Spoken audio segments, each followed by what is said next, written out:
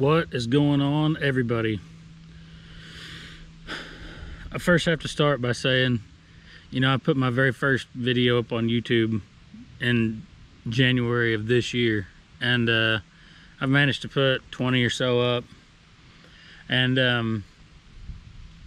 I can't believe that in a year we were able to amass upwards of 25,000 views and 300 plus subscribers. So it's still a little bit surreal. I know that's not a lot, but it's a lot for me, and I still kind of can't believe it. So anyway, I want to thank each and every one of you who watch this and who subscribe to my channel.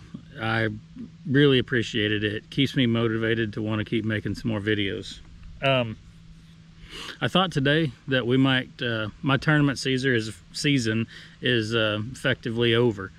So it's Sunday, I think it's November 14th.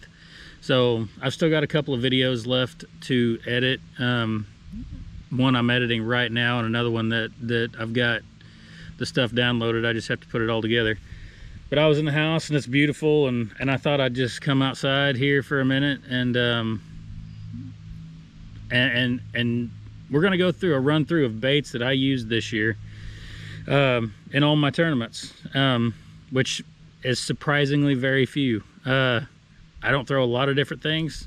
What I do throw, though, I have incredible confidence in, and so anyway, I thought maybe we might go through each of those. First, we'll start with this one. This is just a 1/4 ounce buzzbait. I usually take the skirt off of this buzzbait. This is a clacker style, clacks the head, so when it's coming through the water it gives it a nice loud noise. But I usually take the skirt off, and this is just a white, whatever color they call white, Zoom Ultra Vibe Speed Craw, and it's got really good action with those flippers on there. But I usually just put that right on there, and this, like I said, this is a 1/4 ounce. I throw it on straight braid. That is one. And you guys know, if you watch my channel, anytime there's a topwater close by, there's always a follow-up bait close by for those ones that swing and don't get it. So this is just a green pumpkin Yumdinger. Some call it, it's not a Senko brand, it's not a power bait Berkeley General, it's not any of that. It's the Yumdinger. It's probably the cheapest one you can get. Seems like it does just fine. I always have this handy whenever I'm throwing anything top water, or if I'm going to be skipping underneath canopies or anything like that. I always have this handy. So anyway, a Yumdinger.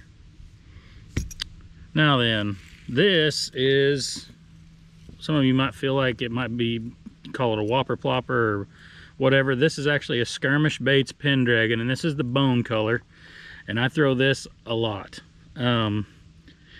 I'd rather throw a buzzbait if they're really eating it good, because it's got a single hook and I like to drive the hook right in their mouth. But sometimes this is what the situation calls for.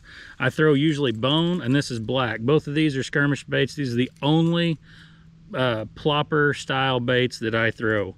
I don't like the others. They spin on me, they twist on me. These are the only ones that I like to throw. So I do throw these quite often. And honestly, that pretty much does it for topwater. I don't like to throw a spook much. Just use a very few little things. Square bill crankbaits. All these are made by Skirmish Baits also. This one is a baity shad. It's probably my favorite shad color. In this one right here is called Carnage Craw. I like that it's not just bright red, but it's got just enough red and orange on it to give it that little bit of flash, but it's nice and dark too. I like this one a lot. You can see the lips on all of these are just beat to death. And this one is just kind of a bone color. If for whatever reason the situation calls for it, I will throw this one sometimes. And then I'll also throw a chartreuse blackback. And really, to be honest with you, these 4 colors, really, this one I don't even throw that much, but the chartreuse, the red, and the white, the baity shad, Those are really the only ones that I really throw that much. So those are the square bill crankbaits I use. I'm not much of a deep cranker. Even I'm not much of a medium cranker. I do have quite a few, but for whatever reason in 2021, it just, if I threw it, it wasn't effective, and if either that or I just didn't need to throw it. The situation didn't call for it that much. I really don't know what to say about it other than I do carry a box full of medium divers, skirmish baits, crevice critters, all the rock crawlers, that kind of thing. And I might have caught one or two, but like I said, these baits are 90% of the fish that I caught. There may be one here, one there that I caught on a drop shot or a Ned rig or something, but for the most part, these are them. And like I said, next year, maybe I might not throw any square bills. I might throw all medium divers. Who knows? I don't know. See what the situation calls for. But anyway, okay, moving on. This one, I've caught a lot of big fish on this. 1/2 ounce accent spinnerbaits, River Special. It has got a 3.75 Rage Swimmer on the back for a trailer. I usually don't throw a trailer hook. When I have a trailer on there, I usually don't throw a trailer hook. I will sometimes, but I haven't really had much problem with it. So maybe next year I will, who knows. But this is always tied on, especially, well, no, it's pretty much always tied on. So anyway, yeah, this is an accent River Special spinnerbait, 1/2 ounce. I got 3 jigs that I throw a lot, and I really just throw 2 of them, and the other one, it just kind of depends on which one I grab. But anyway, so this is a 7/16 round ball PB&J finesse jig, and I think this is made by Santone, and I throw this jig a lot, PB&J. And the trailer I usually throw with it is just a plain old Zoom twin tail grub in peanut butter and jelly. It actually has pretty terrific action. You can get these anywhere, they're everywhere, and they're cheap. So I throw these as my trailer all the time. So that's that one. Then I have another peanut butter and jelly jig. This is actually a tungsten, 1/2 ounce tungsten jig. It's a Bass Pro tungsten jig. I don't throw this one as much, but I do have it, and I've got a few of them. I don't know why I prefer the round ball jig over this one, but I did catch a few fish on this one, so that's why I'm putting it in there. But a football jig, peanut butter and jelly. And then this is actually called a Sykes Special. Cole Sykes made this jig. He didn't make this jig, he came up with this jig. Slowtown Custom Lures actually made this jig, but it's green pumpkin and purple. And then I usually use a watermelon red flake or candy or whatever that's called, just some kind of watermelon with some fleck in it, as a trailer for this jig.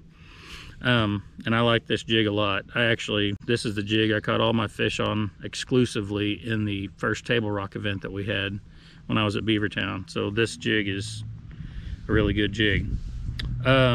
Next, this is my shaky head hook. You'll notice it doesn't have the screw lock on it. I don't like a screw lock. I just like a regular old hook where you can thread it on there. This is 1/4 ounce, also made by Slowtown Custom Lures.